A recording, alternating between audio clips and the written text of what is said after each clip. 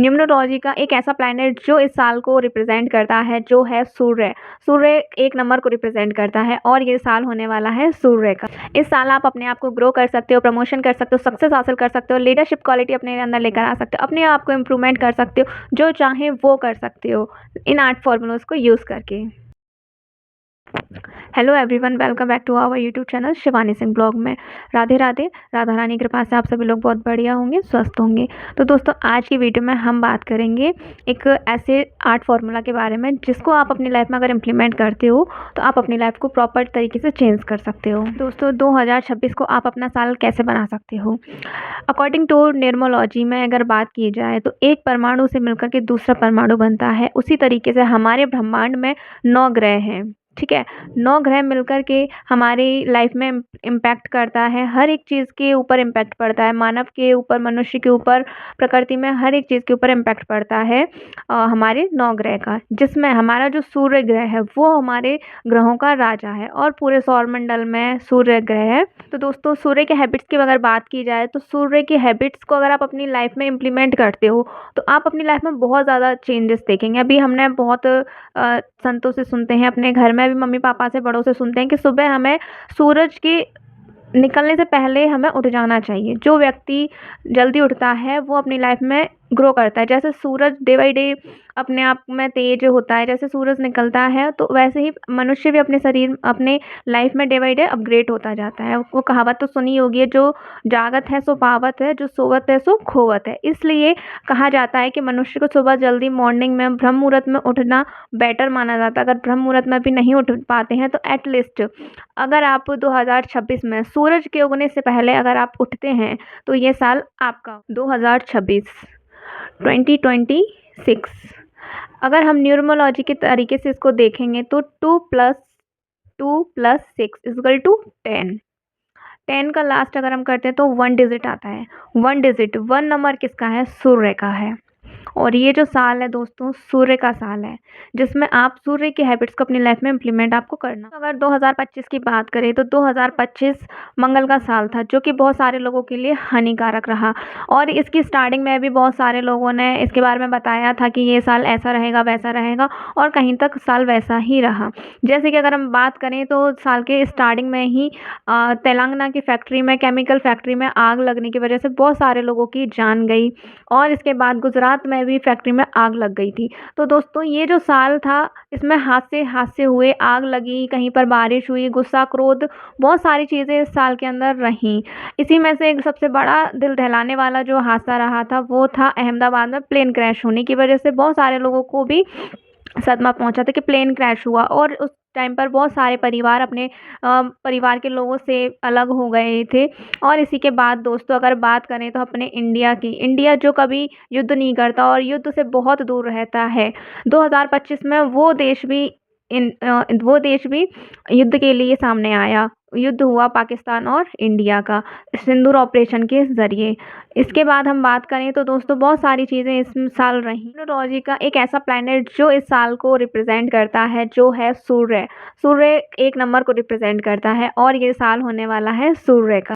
कैसा होगा ये साल? तो सारे लोग आपको भविष्य दिखा करके डराएंगे, कुछ लोग आपको भविष्य के बारे में बताकर संचेत करेंगे, लेकिन मैं आपको ना ही भविष्य बताऊंगी ना ही आपको संचेत करूंगी। मैं बोलूँगी कि भविष्य आपको देखना ही क्यों है, क्योंकि दोस्तों, भविष्य देखने से क्या होता है, हम जो वर्तमान में जी रहे होते हैं हम उसको भी जीना भूल जाते हैं। क्यों? हमें भविष्य की चिंता होने लगती है।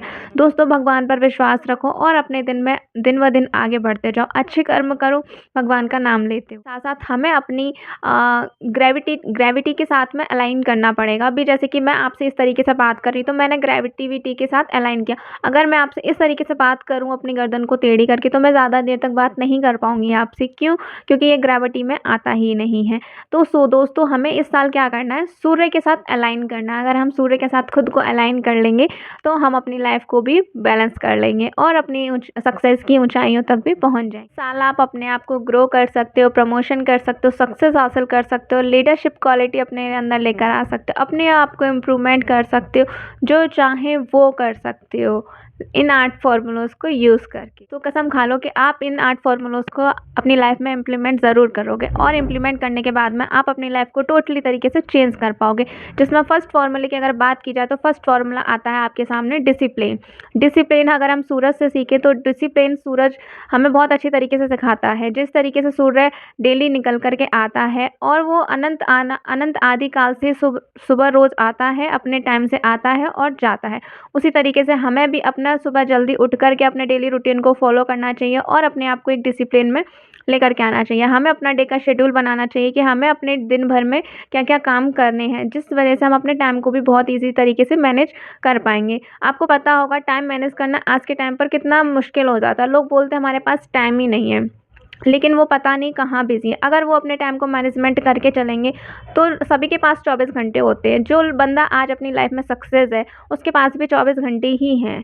अगर आप अपने टाइम को अच्छे से यूटिलाइज़ करके अपनी लाइफ़ में आगे बढ़ेंगे तो आप एक अच्छी लाइफ़ को बना पाओगे। सेकंड पॉइंट आ जाता है कंसिस्टेंसी। कंसिस्टेंसी क्या होती है? जो निरंतर सही चीज़ चल रही हो। अगर आपने कोई काम शुरू किया है तो सूर्य की तरह उसको कंटिन्यूअसली रखना है। जैसे कि सूर्य जब धरती हमारी जो भी ब्रह्मांड भगवान ने बनाया था तब से सूर्य डेली निकलता है, चमकता है, हमको रोशनी देता है, कभी वो छुट्टी नहीं करता है। उसी तरीके से आपको अपने काम में कंसिस्टेंसी बनाए रखनी है, कभी छुट्टी नहीं करनी है कि आज मेरा मन नहीं कर रहा है, मुझे मेरा आज कुछ अलग करने का मन कर रहा है, मुझे आज ये नहीं करना है। तो देखो अगर आप इस तरीके से करोगे तो आप हो सकता है अपने काम में पीछे रह जाओ। अगर आज जितने भी लोग सक्सेस हुए उन्होंने कंसिस्टेंसी को अपनी लाइफ में इम्प्लीमेंट किया है। जो काम अगर आपने स्टार्ट किया उसको आप आधा घंटा करो, 10 मिनट करो या 15 मिनट करो, लेकिन उसको कंटिन्यूअसली आप इसकी बात करें तो थर्ड पॉइंट है फेयरनेस, निष्कर्षता। आप सूर्य की तरह अब हम सूर्य को देखते हैं, सूर्य अच्छे हों चाहे बुरे हों, जानवर हों, पेड़-पौधे हों, हर किसी को अपनी रोशनी देता है। वो ये नहीं कहता कि ये आदमी अच्छा नहीं है, मैं इसको रोशनी नहीं दूँगा, है ना? उसी तरीके से हमको भी एक निष्कर्षता की तरह से बनना चाहिए। क्यों? ताकि हम हर किसी मनुष्य को प्यार कर सकें, हर मनुष्य को हम दे सकें। हमें लेना नहीं है किसी से, हमें सिर्फ़ देना है। जिस तरीके से सूर्य सभी को देखता है, वो किसी का अच्छा नहीं देखता, किसी का बुरा नहीं देखता है, वो सिर्फ़ देने की ही भावना रखता है। Fourth point is most important सूर्य के साथ अलाइन करने के लिए एनर्जी एंड पेशेंस। दोस्तों सूर्य जिस तरीके से एक आग का गोला है उसी तरीके से आपको अपने आप को भी एक आग का गोला बना लेना है। सूर्य अपनी एनर्जी और पेशेंस नहीं खोता है कभी। इस तरीके से इस साल आपको पूरा एक्टिव रहना है, एनर्जेटिक रहना है। फिफ्थ पॉइंट आ जाता है इंडिपेंडेंट। सूर्य किसी के बल से नहीं चमकता है, सूर्य किसी के बल से नहीं निकलता है। सूर्य इंडिपेंडेंट है, वो आज़ाद है अपने आप को निकालने के लिए। उसी तरीके से आपको अपने खुद को निकालने के लिए घर से बाहर निकलिए, अच्छे काम कीजिए, अच्छे कर्म कीजिए। अपनी लाइफ में जो पाना चाहते हो उसको करने के लिए आप आगे आप भी कभी किसी पर निर्भर मत रहिए, अपने दम पर सब कुछ हासिल करने की कोशिश कीजिए। हर किसी को प्रॉब्लम्स होती हैं, उन प्रॉब्लम्स को फेस करके आगे बढ़िए। Six point patience.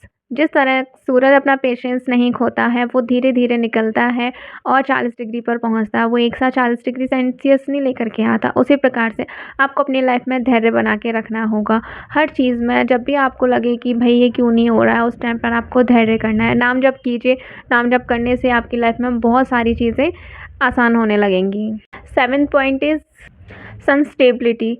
जितना आप स्टैंड होना चाहते हैं उतना ही आपको सूर्य से सीखना है।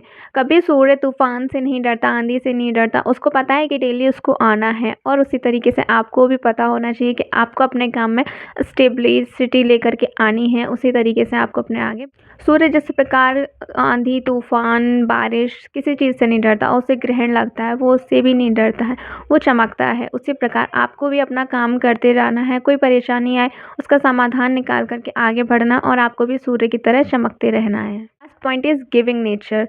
सूर्य आदि अनंत काल से सिर्फ देता आ रहा है, कभी उसने कुछ मांगा नहीं है। वो पेड़ पौधों को भी धूप देता है, मनुष्य को धूप देता है, जानवरों को भी रोशनी प्रदान करता है। वो कभी मांगता नहीं है कि आप मुझे दे दो। जैसे दुनिया में लोग सामने हाथ फैलाते कि तुम मुझे ये दे दो, तुम मुझे वो दे दो। आजकल लोग भगवान से भी सिर्फ डील करते हैं, भगवान आप मेरा ये काम करा दो, भगवान मुझे गाड़ी दिला दो, भगवान मुझे घर दिला दो, मैं आपको इतने का चढ़ावा चढ़ाऊँगा। तो मनुष्य आजकल डील भी करने लगे हैं। तो सूर्य कभी डील नहीं करता, उसे अपना काम पता है, वो सिर्फ गिविंग नेचर रखता है, वो देना जानता है, लेना नहीं जानता है। तो दोस्तों आप भी उसी तरीके से बने, सिर्फ आप देने वाले बने, मांगने वाले ना बने। भगवान से बस यही प्रार्थना करो, भगवान मुझे इस लायक बना दो कि मैं बस लोगों की मदद करता रहूँ। जो ज़रूरतमंद लोग हैं उनकी मैं सहायता कर सकूँ। अगर आप इतने लायक बन जाओगे तो कभी आपको कभी किसी से माँगने की ज़रूरत नहीं पड़ेगी। अगर दुनिया में आपको चमकना है तो खुद को जलाना ही पड़ेगा। कहते हैं ना, दुनिया में रोशनी पैदा करनी है तो खुद को जला कर के ही होती है। जिस प्रकार से एक दिया होता है, जब वो खुद जलता है तभी आपको रोशनी प्रदान करता है। उसी प्रकार से दोस्तों, इन 8 फ़ॉर्मूलोज़ को आप अपनी लाइफ़ में इम्प्लीमेंट कीजिए और फिर चमत्कार देखिए आपकी लाइफ़ में क्या-क्या चमत्कार होते हैं। अगर आपको मेरी वीडियो हेल्पफुल लगी हो, बेस्ट लगी हो और आपको समझ में आया हो, तो मेरे चैनल को सब्सक्राइब करना ना भूलें। लाइक, कमेंट, शेयर ज़रूर करें। आपके एक लाइक, कमेंट करने से हमें प्रोत्साहन मिलता है, हमें हिम्मत आती है कि हम आपके लिए न्यू-न्यू वीडियोज़ लेकर के आएँ। अगली वीडियो आपको किस टॉपिक पे चाहिए आप कमेंट कर सकते हो। तब तक के लिए राधे-राधे, हरे कृष्णा।